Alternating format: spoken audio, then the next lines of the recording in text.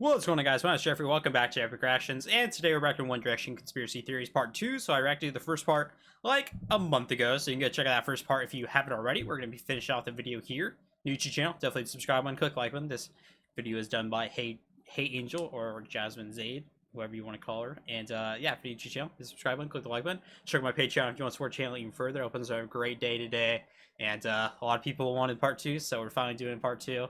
Just kidding. The video's over. Bye. No, I'm playing. I'm so funny. Yeah, let's do this. Decided to just wait until today to do the last theory. It's all good. So like I said in the beginning of this video, I do want to go ahead and talk about the Rainbow Bondage Bear and Sugar Baby Bear, aka RBB and SBB phenomenon. Once again, just because it was such a huge thing that happened and it's so bizarre, and if I'm making a conspiracy video about One Direction, the Rainbow Bears absolutely need to be a part of it. This is the only reason you guys want to be part two so bad, because she's talking about the Rainbow Bear. I see why everyone wanted it now. I see why. I see why. Any kind of super in-depth Larry analysis. I just want to talk about the RBB SBB timeline to kind of explain everything that happened and why people think that Harry and Louis were the ones doing it. So if you don't want to hear about the Rainbow Bears, then you can just click off the video because that's going to be the last theory. Let's just click off the video, guys. No, but if you do want to hear about the Rainbow Bears, I would highly recommend because it's so bizarre and I love telling this story. Yes. Tell me. Here we go with the entire RBB and SBB timeline. By the way, I will also have a link to the Rainbow Bears master post on Tumblr if you would rather read about it than listen about it. That post is by Louis and the Alien on Tumblr. So basically this whole thing started back during the Where We Are tour when a fan went to Build-A-Bear and made this rainbow bear with nothing on it, just a regular plain and naked rainbow teddy bear. And I've never been to a Build-A-Bear. I kind of want to build a bear one day. A little bit. Don't they basically build the bear for you though, technically? Like, you don't even build the bear. So I feel like they should call it half a bear, half a Build-A-Bear, because you don't really, like, they put the stuffing in, and I feel like that would be the dopest part, would be putting like the stuffing in the bear, you know? I feel like that, like, it takes it away from you. Like, that's like not like, I feel like that'd be the funnest part. And threw it on the stage at one of their concerts. Now, typically when One Direction fans throw things on stage, the boys will throw them back into the audience. They usually kick like bras back into the audience, or someone throws their phone up there, they give them back to them, stuff like that. But this rainbow bear was kept on the stage for the rest of the show. Nobody ever picked it up, acknowledged it, or threw it back in the audience. It just stayed there, and then a few days later, it showed back up at one of the shows, but this time decked out in like electrical tape. This electrical tape was wrapped around the bear in a way that suggests it was supposed to be bondage gear, which is where the bear got its name. Rainbow. That was just like they said in the video. That was just their tour staff, you know. That was their tour staff just hanging out with it. That was just like a little thing they had. Bondage bear from. They took it. The bear was put on display at their shows, and Josh Devine, One Direction's drummer, even posted a picture with the bear. So a lot of people didn't really take it seriously in the beginning. It was something that was just fun, like a joke. It was just kind of there, had tape on it. Josh was posting pictures with it. At one of the Where We Are shows, still just a few days later, the bear was put on display with a Twitter account, like a sign posted in front of the bear encouraging people to follow it on Twitter. The Rainbow Bears did have 2 Twitter accounts, the first one and then the second one that came later. The first one that I'm talking about right now was at Bondage Bear 1D. The first few posts by the Rainbow Bear on its first Twitter account were very random, very playful things that nobody really blinked twice at, kind of like stupid things like the bear drinking too much and then throwing up in the toilet. But the thing about the bear was that it never posted a tweet. Bro, who really, who was, I want to like, because of course it's conspiracy, because nothing like, well, I want to know like down, like deep, like down inside, who was actually like for real was like tweeting with the bear and everything, because that person or people were like I want to know, like, of course, like this there'll be a conspiracy theory about like who it was, you know, but I want to know for sure, because that's legitimately one of the best things ever. Never shrink. That's comedy. That was just that's words. Comedy. Every single time this bear account posted, it had a picture of the bear attached to it. Everything was really fun and playful until the bear account started posting things about Judy Garland multiple times. I don't know who which that made is. people a little bit confused. It'll make sense later once you get into the trend of the bear, but in the beginning a lot of people were confused why it kept talking about Judy Garland. And then shortly after it kept talking about Judy Garland, the account randomly got suspended and wasn't heard from for a while. So in the beginning, the rainbow bear was a very short-lived phenomenon. Excuse me for using the word phenomenon so much in this video. I know it's annoying, but in the beginning, the rainbow bear was very short-lived. Like, that's it was legendary, kind of thrown on though. stage. Honestly, okay, someone put tape on it. Okay, it had a Twitter account where it was posting a bunch of dumb pictures, and then randomly got suspended, and people kind of forgot about it. It really just wasn't much in the beginning. But then the rainbow bear made a reappearance the following year on One Direction's On the Road Again tour in 2015. It randomly came back without anyone really saying anything about it. It was just put on display again, but this time instead of just wearing like the hold on, dude, that's still so fun. Please tell me you guys think that is as funny as I think it is, because that's comedy, dude. That's comedy. Never drink. That shouldn't be that funny, but just because it's a rainbow bear, just the fact that they whoever that was propped that up like that and then tweeted that, dude, I'm about to go buy a bear and just tweet that just because that's, dude. Tape. It was actually wearing clothes. Like, someone was dressing it up with shoes and like clothes. Sometimes it would have like sunglasses or like necklaces, Hawaiian lace. Sometimes it would have things like clipped to its head. Why did it have shoes? It had shoes. Look. It had shoes. Or like necklaces. Bro, it looks like Mickey Mouse. What? Hawaiian lace. Sometimes it would have things like clipped to its head, like hair clips on its head, like very random outfits instead of just the electrical tape. And the weird thing about the bear at the time was that nobody ever acknowledged it. Nobody. None of the boys ever drew any attention to it, said anything about it, tweeted about it, nothing, which is just very odd because the boys, as you know, at One Direction concerts are typically very involved with the crowd. They like to read fan signs, they like to call people out in the crowd and find out what they're doing, but they never drew any attention to this literal rainbow teddy bear dressed in these weird, crazy, elaborate outfits sitting up on display at their concert. Never said anything about it. Josh Devine is the only member of One Direction in this time who ever acknowledged the bear. Because he was posing for photos with it, people thought that he was the one dressing it up, and he literally said, like, no, I have nothing to do with that. Eventually, over time, the rainbow bear started being dressed up as Freddie Mercury, very obviously Freddie Mercury, because it had like the stash, and then sometimes it would be seen wearing like iconic outfits that Freddie Mercury used to wear. What, so fans dude? were like, oh, now the bear is Freddie Mercury, and that's when some people started to like actually pay attention to the fact that this was the second time the bear was referencing someone who was a gay icon in their time. First, it was Judy Garland, who was a gay icon in her time in the 50s, and then it was Freddie Mercury, who obviously I knew Freddie Mercury is one of the most influential gay icons of all time. So then that's what drew a lot of people's attention to the bear. They were like, why does this bear keep referencing gay icons like that? Then randomly one day a second bear shows up, another rainbow bear, but a smaller version. The smaller version of the bear was put up on display with the bigger bear, and then from that day forward they were always together. So fans decided to name the smaller one Sugar Baby Bear. So now you have Rainbow Bondage Bear RBB and Sugar Baby Bear SBB. They were both dressed up in like bondage gear with electrical tape, but then continued to be dressed up with other things over the bondage gear. They would have like sunglasses and hats and leather jackets, just all this crazy elaborate stuff. But then as time went on, the bears started dressing and being put on display more and more elaborately. Like, they started being put on display with big, like, couch chair things. They would be put on display with, like, things in their hands, like tiaras on their head. They'd have, like, wooden chairs and disco balls, like, just completely decked out. So people were really confused as to why someone on One Direction's team, supposedly, was spending all their money on these two rainbow bears with no explanation. There was never any explanation as to why they were there. Because the boys never acknowledged them, never tweeted about them, they never That's served. like ultimate trolling, dude. Like, whoever, like, this is ultimate trolling. This is the trolling I aspire to get to one day. Like, this is the greatest trolling I've ever, like, purpose other than sitting on display at On the Road Again concerts. So the fandom was kind of like, why is someone spending all this money to completely deck out these bears iconic if they're just gonna sit there unnoticed? The first time anything even remotely cryptic happened with the bear, reading a book by K.D. Lang called All You Get Is Me. This is the description for the book. All You Get Is Me uncovers Katie's deepest emotions, from commitment to animal rights that threatened to ruin her career, and to her coming to terms with the sexuality that made her an unwitting poster girl for the lesbian and gay community. So, another gay icon reference, basically. Now we have Judy Garland, Freddie Mercury, and Katie Lang. Regardless of the multiple references to these gay icons, nobody really started to draw parallels between Larry and the Bears until one day when the big one was put on display with an ice cream cone, and the little one was put on display with the McDonald's cup, just one day after Harry was papped getting ice cream and Louis was papped at McDonald's.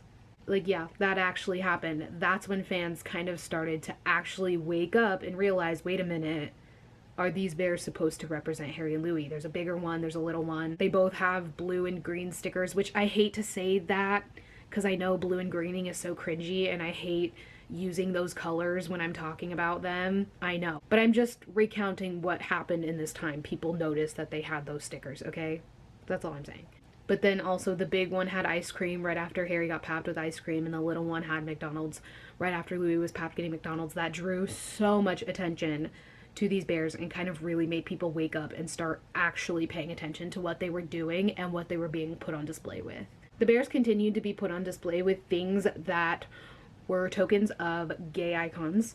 And the bears also kept drawing a lot of references to Judy Garland. She seemed to be like the one that kept coming. Judy Garland and Freddie Mercury are the two main ones. So I mean, I feel like with just the information that you have so far, you can pretty much understand why this whole thing was such a bizarre, weird thing that gained so much attention and is still talked about widely in this fandom to this day, because it's just so weird. Like, even if the Rainbow Bears truly have nothing to do with Larry, like, even if they don't, still, even the bears in themselves are very odd. The fact that a fan threw it on... I think it's amazing nonetheless. Like, I don't even care about, like, the connection to Larry or any of that. I just think that this is iconic without that. I think just the standalone thing that it was being dressed up and being put on stage is something that's one of the greatest things ever. On stage, I think they decided to keep it and started dressing it up so elaborately, being put on display with all these books with these messages that pertain to people's lives, but yet nobody in One Direction is acknowledging their existence at all. Amazing. One of the biggest moments for the Rainbow Bears, though, comes a little bit later in this timeline when they were put on display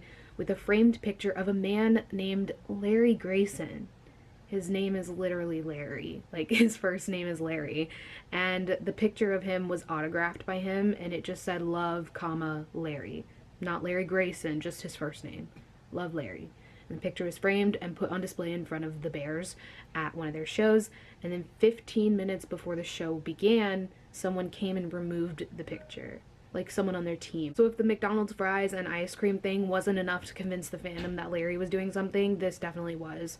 There was already a lot of buzz going around that they were doing something with the Bears related to them, and then they decided to put an autographed picture of a man named Larry in front of the Bears, signed to "Love, Larry." I mean, that's just one of those things. It's like, what did you expect people to think when you did that?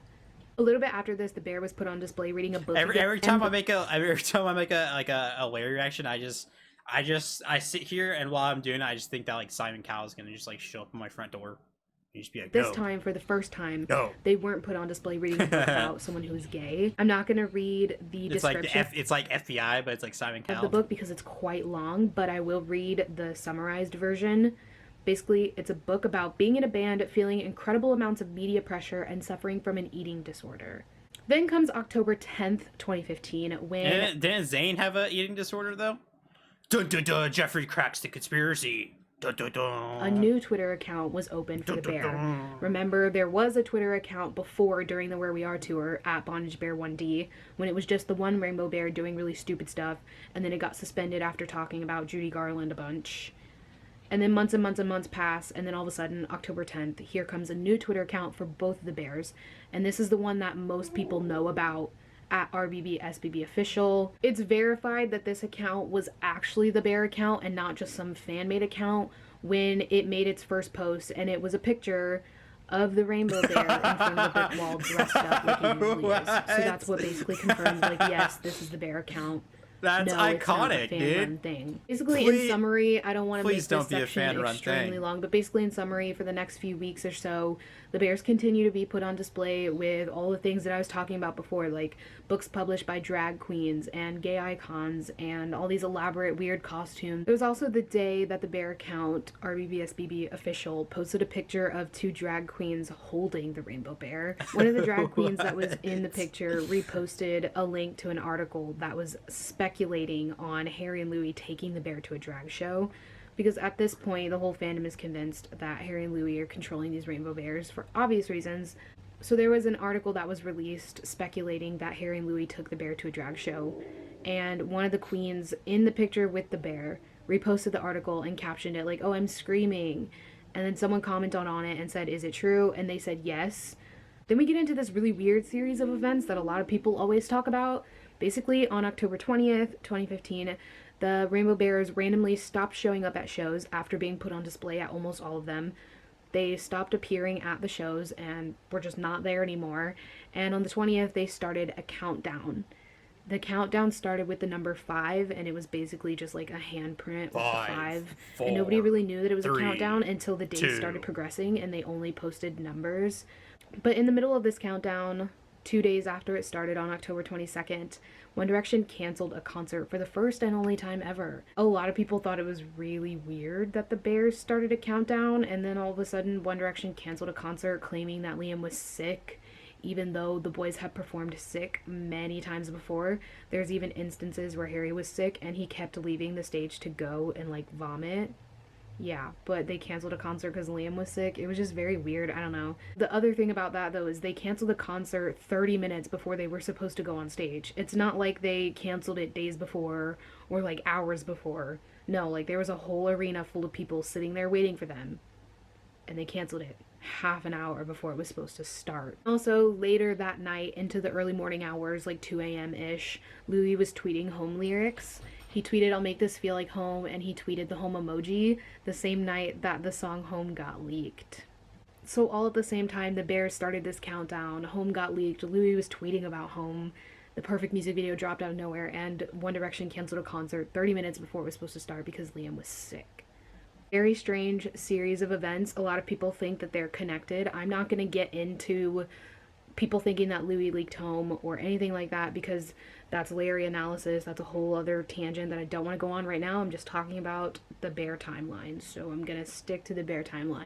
But basically on the last day of the bear countdown, they posted a picture that said bears coming out of hibernation, and then they appeared back on stage finally after days of being absent. So the countdown all along was just a countdown to when they would be back. It was very odd that they went away for a little bit of time, especially on the day that they canceled a concert. I don't know. Then the bear account posted another picture, and this time it was of Harry's childhood friend at a gay bar holding the rainbow bear, which is just so bizarre to me. The fact that Harry's childhood friend had it and posed in front of a wall with it at a gay bar in Newcastle. The same day, though, Louis was taking pictures with fans across the street from the same gay bar in the exact same area. I don't know. I don't know. It's just, I don't know. This is just what happened. It's so bizarre. I just don't know. Then on the night of the last show, the bears tweeted a goodbye message that says, and I quote, "Keep in touch. Back very soon. Much love and affection. Stay safe. Thanks to you all, RBB and SBB," and then a bunch of X's, like XXX. After tour ended, the bears continued to be active. They were taking pictures in very random locations and posting them on Twitter.